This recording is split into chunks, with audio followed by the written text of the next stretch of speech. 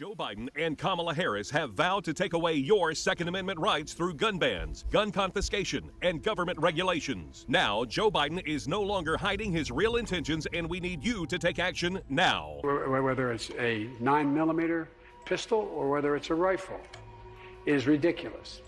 I'm continuing to push to eliminate the sale of those things. But the Biden administration is coming after your right to own any gun, and we need you to text PROTECT2A to 888-762-0221. Joe Biden has already issued executive orders. He is now demanding Congress push through radical gun legislation. You can fight back to stop Joe Biden's gun grab, but you must text PROTECT2A to 888-762-0221. Take action to protect your right to keep and bear arms. We urgently need millions of Americans to text PROTECT2A to 888-762-0221. Text PROTECT2A to 888-762-0221.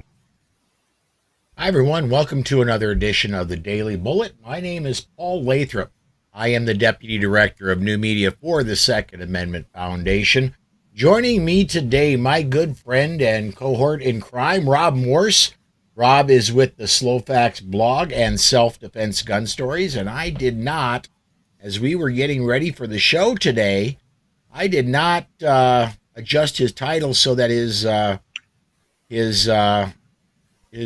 show fit on his whole. There we go. Now you can see his whole show title there. I forgot to do that as we were getting ready to go today. Rob, we got a lot of stuff to talk about. It started off this morning. Started off this morning as a light news day, but as the day progressed, more and more and more news stories popped. Yeah, be careful what you wish for there, Paul, right? Yeah, exactly. Shall we jump to Georgia? Let's start off with that, because that's the one news story that was in my inbox right away this morning. That was the obvious one. Yeah. Georgia, yesterday, the constitutional carry completely passed the Senate. It goes to the House. The governor has been pushing for it. So if it clears the House in Georgia, you're getting it. And it looks like that's going to happen. What's fascinating about that, and I was writing about New York's laws this morning, you see we have laws in place that say you need a background check to buy a firearm. Okay, that means all the gun owners, or at least all the legal ones, have already been vetted. Mm-hmm. What are we going to do if we vet them again to give them a carry permit? Well, they've already been vetted. Well, are you telling me the first time they were inspected, it wasn't any good? Or you just want to do it again for sport? That's called an infringement when you impose arbitrary regulations. So we should get rid of one or the other. Either, okay, the first one didn't work. In that case, let's get rid of it. Anybody can have a handgun. You don't need a background check. Or you've had a background check. You're a legal firearms owner. Therefore, you're allowed to exercise your rights with that firearm. Which is it? That's a great point. And the other thing I wanted to bring up about this is, there are states such as California that take it a step further, and well, you've got the gun, you got the permit. Now you want to buy ammunition for it? There's another background check. You want to replace a recoil spring on a 1911 after 2,000 rounds? By the way, if you shoot competitively, that's called each couple of months. Mm-hmm. Oh no, you could be a criminal. Wait a minute. I'm a legal gun owner. How could I be a criminal? I'm buying ammunition legally. How could I be a criminal? Unless you're a judge that can't count past the First Amendment and jumps right over the Second. Exactly. Speaking of the Second Amendment, and I want, as much as we can, I want good news to be a part, because we really are, and it may seem like we're not, but we really are winning. And I want as much good news to come out of these broadcasts as I can fit in here. And there is good news today coming out of Tennessee, specifically Nashville. And Nashville got constitutional carry late last year. And guess what?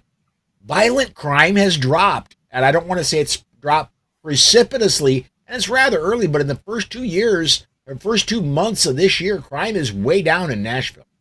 Violent crime. Now, that's not the only state that had constitutional carry. And then in a major metropolitan area, we saw crime fall. We saw it in Dallas. In Dallas, we have to credit the police chief with changing police tactics to say, hey, we don't need to spread cops all over the city. We know which areas are going to be tremendously violent tonight. Hey, just to be different, let's flood that zone with police. Mm-hmm. And then they also, the alternative was, that's, if you will, a zone defense. Then the other one said, there are only a handful of guys in this city that are causing us trouble night after night after night. Okay, stack a deputy on that man. We're going to follow the criminals night after night. And again, crime dropped. Lots of ways to get there. Yeah, there is. Let me get a few comments in because they're just starting to really roll in. We're getting Charlie Chambers, Georgia, constitutional carry, U.S. and a heart and I. And all of a sudden, Rob, you got a lot better looking there. Let me see if I can fix that. That's my stealth. That's my stealth ID where I go around as Tom Knighton. Okay, all right. I gotta figure that. Give me a second here. Where is it? Paul bumped a button. Paul, you want me to read the next story while you do clever things there? Let me pull you up there, and then that way I can. Fine. All right, go ahead, bud. Are you really going to mess with Texas? We have judges at the federal level who are looking at federal agencies as the agencies have interpreted legislation. The legislation was not complete. Some judges noticed, particularly in cases involving the Environmental Protection Agency, that the interpretation exceeds the bounds of the enabling legislation. Okay, now we have Texas who said, we've read the NFA regulations, and there's nothing that says we can't have silencers as long as they remain in Texas, grown, sold, and possessed. Why are the feds involved at all? More to the point, okay, that's asking obliquely, why is a firearms muffler a federally regulated item? Then they ask, show us the lives saved versus the hearing lost. So the Attorney General of Texas has filed a lawsuit challenging the ability of ATF to demand licenses for silencers. By the way, today we've had the ATF refuse to process new applications for mufflers. Do I have that right, Paul? Yes, right. I got that. I got that in a message. We've not verified that yet, but I did get set that in a message quite literally a minute before we went to air. That was sent to me in a message. I haven't been able to independently verify that yet, but yes, absolutely. So we don't know how those two pieces fit together. Did someone see that interpretation of the ATF and say, which state has an AG that would tell the ATF to stop it? Texas might. Maybe if I whispered to them, they'd have that the state interpretation ready before ATF acted. Stranger things have happened. I would say our home state of South Dakota is pretty darn free and pretty. Unfortunately, our attorney general's in a bit of hot water here, and the attorney general and the governor here don't really get along ever since an incident last year when the attorney general was driving a car where there was a pedestrian killed. I'm not going to go much deeper into that. Just look up Jason Ravensborg anywhere on the internet, or South Dakota Attorney General. You'll get the story on your own. But well, okay, we should let our listeners know Texas is not the first state to do this. Kansas did it. They put a state law that ended. They said, "Hey, we're preempting the feds. This is a local issue." If you have a silencer that was made in Kansas, stays in Kansas, federal law doesn't apply. Turns out federal law still applies.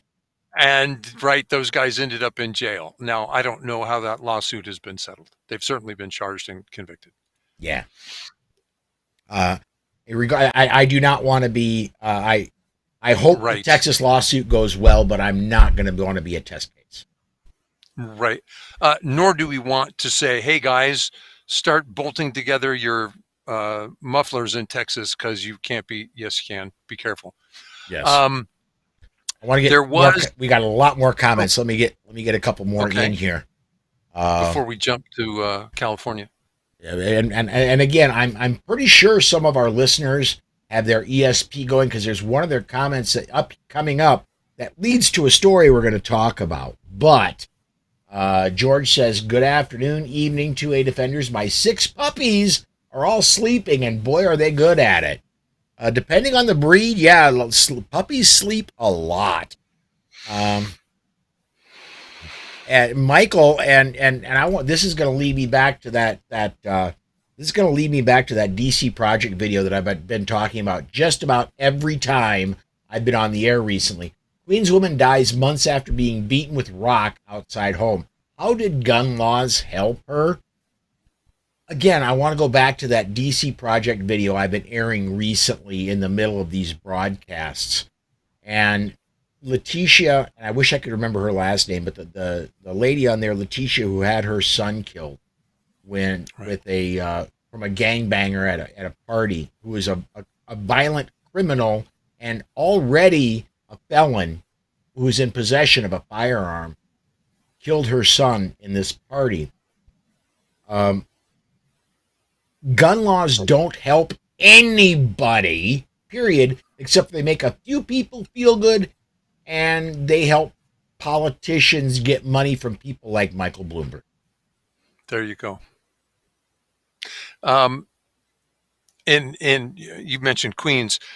Last week, a woman was coming home late at night. She works in the disease control department for, I'm not sure whether it was state and located in New York City or a city department. She was kicked from behind as she was going down the subway stairs repeatedly. When that didn't not make her fall down and drop her purse, the criminal took out a hammer and beat her in the head till her skull was broken. She had a bleeding brain, persistent vegetative state. It's hard to be a good witness, quote, as we're told to do when you no longer have the ability to speak. Right. You have to survive your attack. You absolutely do. I want to get 2 comments in here. They're related. Charlie Chambers, and I think this one's dangerous, man. This is it. He says, "Do not have a State of the Union POTUS drinking game with the term 'come on, man' or gun violence tonight." It's Mardi Gras down here in Louisiana, my friend. Do we need another excuse to drink? And George replied to that. He says, "My liver would never tolerate that, Charlie." I got two words for you, man. Liquor or alcohol poisoning, because you'd have to have an extremely high alcohol tolerance to live through that. Michael is the one that I think wins the ESP award today. I think his ESP is working. Father shoots his 3 children, 1 adult, before turning gun on himself inside Sacramento church. Police and gun-free zone, ? That, it turns out, I believe, Rob, that was a domestic problem that wound up in a gun-free zone, and the guy happened to have a gun, so there was nothing anybody could do about it inside this gun-free zone. Actually, I would disagree with you, Paul, respectfully. There are things we can do. Here's the problem. It usually takes us about 3 shots for an armed responder to go. Was that really a shot? Yes, it was. That's the guy doing it. Bang, the problem gets redirected. Well, as you say, this was a domestic violence problem that was brought to church. You can call it a mass murder. By the numbers, it qualifies as a murder-suicide. We typically, the FBI definitions were unrelated individuals. Hi, it's not a gang war that was brought into school or brought into church. So it is a tragedy. I was just trying to look up whether if you can concealed carry in church. It's going to be a while before we can go through a show without bringing up Ukraine. Let's talk about this one. Ukraine is definitely going to be getting a Second Amendment, it's obviously not going to be the Second Amendment to their Constitution. They've had amendments. This isn't going to be the number 2 amendment for them. They're going to get a right to keep and bear arms, obviously. Our question is, will that extend once this whole thing is over to handguns? What I'm going to say is right now in Ukraine, nobody's going to bother you for open carrying an AR or an AK, especially the fully automatic version. Nobody's going to care if you're carrying that down where you're going to get your cup of coffee at the coffee shop that's still open. And you're certainly not going to be a prime target for getting mugged or getting raped if you're open carrying the rifle. But I'm hoping that you're able to, once Russia is expelled, I'm hoping you're able to carry a handgun and conceal it in the Ukraine when this is all over. Paul, do you remember the Liberator pistol? Yes. Okay, for people who still have hair, they're not. That excludes me, by the way. The Liberator pistol was a ugly firearm, probably no rifling in the barrel at all. It came with 8 cartridges. It was a single shot pistol, but it was concealable. Mm-hmm. What it was designed was to be a pocket pistol for guerrillas behind enemy lines in World War II. They could see an isolated soldier, shoot him from behind, take his weapons and materials, and repurpose those to the resistance. Yes. That there won't be any isolated Russian soldiers for a long time, and the advantage, of course, was, see, I'm not carrying a long gun. There's no reason to frisk me. So sidearms do have their purpose. Absolutely, they do. Not only if you are able to get, let's say, because soldiers have to eat, and let's face it, eating with your rifle in front of you is not the easiest prospect in the world. If you can get into a dining area with a handgun and you are opposed to the people that are eating there, right, there you go. Well, isn't that what we saw with the Muslim therapist at, what was the name of the military base in Texas? Fort Hood? Yes, absolutely. Okay. He was armed with a handgun in a dining hall. Yes, he was. It was a FN.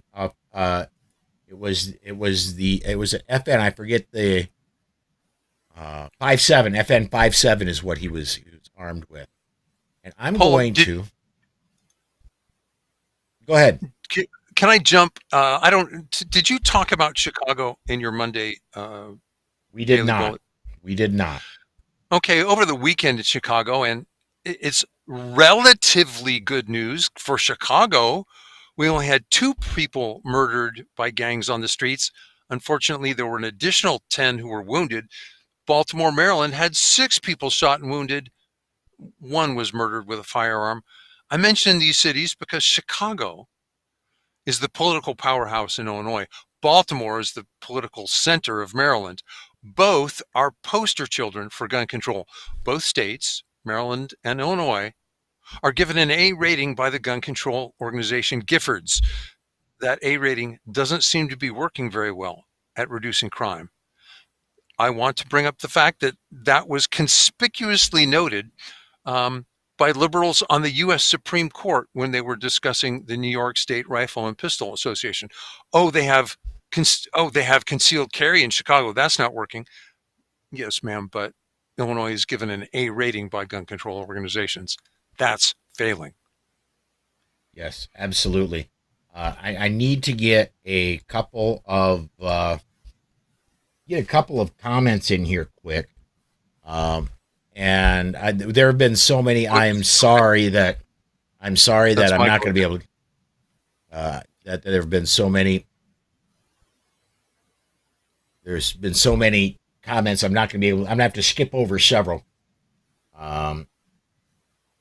And Charlie has still not got that next post into me, the next comment into me yet. But apparently there's a comment to donate 1 million rounds of ammunition to Ukrainian armed forces. Link in next post. Well, Okay, I would be careful. We have seen some scams, so yeah. Charlie, vet this for us. Yes, and then he also provides the link to the P45 for the Liberator. But let me do this. I'm going to put this up. This is actually from that Wikipedia page. For those of you who may not know what the Liberator was, that is actually from that. That is the ugliest handgun you're ever going to see in your life. It's just stamped sheet metal. It is basically what most of the handgun was made from. And as you can see, it's a one-shot deal. It's basically a contact weapon. It was made to go stick the thing in the back of a German officer's head, pull the trigger, then take what he had and use it for what you needed to use it for. Now, although it was a single shot, it did not reload. There were a number of cartridges that came in the grip. So after you shot it, you put it back in your pocket and repeat if you didn't pick up a pistol in your previous adventures there. Yep. Let's see. New York Times. Do you want to talk about them? What I'd like to talk about, if I could, where am I at? Am I in the right one? There we go. I want to talk about. There are several bills. At the beginning of the broadcast, I mentioned we are winning, and I want to get as much good news as I can into these broadcasts. I want to talk about 3 specific bills here in South Dakota. SB 195 passed out of a House committee this week, and we heard on the floor this week. It would shift the burden of proof to the state in a stand your ground case. In other words, if you are charged and you have a stand your ground defense, the state would have to prove you're not standing your ground rather than you have to prove that you were. They would have to prove that you were in a place where you were not allowed to be, or that stand your ground did not apply. Second one. Go ahead. Before you go on, that's so important, because some states have taken the interpretation that if somebody died and you caused their death, you have to prove you weren't the aggressor. Wait a minute. What happened to innocent until proven guilty? Of which stand your ground, meaning duty to the contrast being duty to retreat. Was there a way for you to retreat? Could you have done so safely? It is now up to the state to demonstrate that you were the aggressor. Good. Next one, SB 212. Again, it's already passed the Senate. It gets in a hearing in the House Senate Affairs Committee tomorrow morning. This bill would eliminate all fees on South Dakota carry permits. Now, South Dakota's already constitutional carry, but like myself, a lot of people have carry permits for reciprocity in other states. So if you want to carry in any state that South Dakota has a reciprocity agreement with, if this law passes and Nome says she's pushing for it, she said she'll sign it. If this passes, your cost for your permit is going to be zero. That includes fingerprinting fees and all that stuff. Paul, is there any firearms licensing in South Dakota? No, you do not have to. There's no registration or licensing of your firearms. Period. Okay. As a matter Other of than fact, what the feds do. right. As a matter of fact, if you have an enhanced South Dakota permit, again, that fee would go to zero in July if this is passed and signed. If you have an enhanced South Dakota permit, you go into the gun store, you show them that enhanced permit. You don't even have to fill out a 4473. You just cash and carry your firearm. I like that because that keeps the feds from knowing what Paul and Susan have. What was the third one? Third one is HB 1162. That's passed the House. It's scheduled for hearing in the Senate Agriculture and Natural Resources Committee today. It would define a loaded firearm so that a round must actually be chambered for the firearm to be considered loaded. So in a semi-auto, you'd have to have one in the pipe, or in a revolver, the chamber would have to be put so that there was a round ready to be fired. That if you happen to have a magazine in the well, but there wasn't a round in the chamber, that's not a loaded gun. And are there what's the legal implication of that? Well, simply, if you, I haven't dug that much into this simply because we are a fairly free state to start with, but I would imagine that there would be cases where if you did something, oh my gosh, they did it with a loaded firearm. Well, you want to make sure that what a loaded firearm is actually is a loaded firearm, not. I guess an obvious issue might be if you're hunting, someone accuses you of trespassing, that he was trespassing with a loaded firearm. Most rifles, by the way, including most shotguns, are not drop safe. They're often carried in a condition where there's not a loaded, the bolt is down and there's a loaded cartridge in the chamber. They're not safe that way to transport. And I guess this might clear up that definition. Yes, absolutely. I myself, I do not. Matter of fact, in all of my ARs, there's not even, when they get transported, there's not even a magazine in. Right.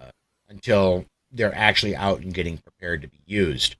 When they're stored at the house, there are magazines right there with varying magazines depending to use, but there are loaded magazines by each AR. Beside the shotgun, there are rounds ready to go in the shotgun, but the shotgun itself has no rounds in it until I'm ready to have it loaded. That doesn't make for the world's fastest getting it into action, but it is far, far safer. Let's see. Did you want to talk about a guy who's an honorary member of the Bloomberg's anti-gun group? Yes, please. Where was this? Kansas. We have to give people credit when they do something right. In this case, the Kansas Democrat Party said, no, we can't remove you from office, but we can disavow you as a member of our party. This was Representative Aaron Coleman, who has a very checkered history. Quote, as the Democrats call it when they put this to a vote, Coleman has a worrisome, abusive, and violent history of behavior. Prior to being sworn in on the 11th of January of last year, he faces allegations of online bullying, blackmail, and revenge porn, slapping and choking a former girlfriend, stalking his 2020 opponent's former campaign manager, and abusive behavior toward the House Minority Leader's chief of staff. He then publicly threatened Governor Laura Kelly. This is not a moral. This is not a moral leader in any sense of the word. Aaron Coleman is strongly anti-gun. That seems to be a trend. Abusers do not like the thought of armed victims. Amen. And I think honestly, just goes back to what I've been calling transference. If you can't trust yourself with a gun, how could you trust anybody else? If you think you would do something bad with a gun, everybody else must be going to be doing something bad with a gun too. I myself would never dream of doing something bad with a gun. Therefore, I think most people should be trusted with guns. I think the vast majority of people are like me and are trustworthy. So, Are you saying that responsible people think their neighbors are responsible? By and large, I until you prove it to me that you're not responsible, I generally think you're like me and a normal, responsible person. I'll give you the benefit of the doubt until you prove me wrong. Let me get it. When we're already past time, but let me get a couple more comments in here. Michael, this is a great point, and this is ridiculousness. Michael says, in New York City, if you're in possession of a gun and your wife has the bullets, the gun is considered loaded. Oh, wow. I don't know. I'm not an attorney, and I'm certainly not a New York attorney. I don't know how accurate that is, but I have no reason to doubt it, and that sounds like it could be very true. Gerald says, as long as you have your sidearm loaded. I do, and the firearms are always within reach if they're not directly on my body. For example, when I'm laying in bed, they're always within reach, and the handgun is loaded and ready to go until and that's the beauty. With two of us here, I can take care of business until Susan gets either the rifle or the shotgun ready to go for me. And hers is right there in case she needs to provide covering fire. So, all right. Let me see here. And Sandhills Media says, you do have to fill out a 4473, don't you? To record the transport, you can skip the background check with the enhanced permit. You know what? John, I will be testing that probably around the 15th. I'm going to go out and I'm going to go to a gun store. It's been a long time. It's time for the Lathrop family arsenal to grow. I do not know exactly what I'm getting, but it's time for the Lathrop family arsenal to grow. We're going to test that. I do not know. It may be that you skip the NICS. I do know if you have the enhanced carry permit, you cash and carry a gun, period. I do know you do not have to go through the NICS check. I do not know if you have to fill out the 4473 or not. I think it may just be electronic, but then they just, run your card. That could be. So, oh, Gerald. Oh, come on. I hope that's a picture of Gerald and not, it doesn't show up. It shows up, it shows up on my software over here as a picture of a gray-haired guy with his thumbs up. Almost looks like Biden, but it doesn't show up in the broadcast as anything at all. So, I myself am not going to watch the State of the Union tonight, simply because I've seen dumpster fires in my life. I don't need to see another one. Right. I can catch in media what has transpired tomorrow morning, and my doctor says I need to keep my blood pressure down. So I'm going to skip State of the Union tonight. I've got stuff to book for Daily Bullets, Weekly Bullets, and Polite Society. I've got that stuff to do yet tonight. So I'm gonna skip State of the Union. So, but anyway, Rob, I want to thank you for taking your time to take your time to talk with us today and provide commentary, bud. Oh, my pleasure, Paul. I love this.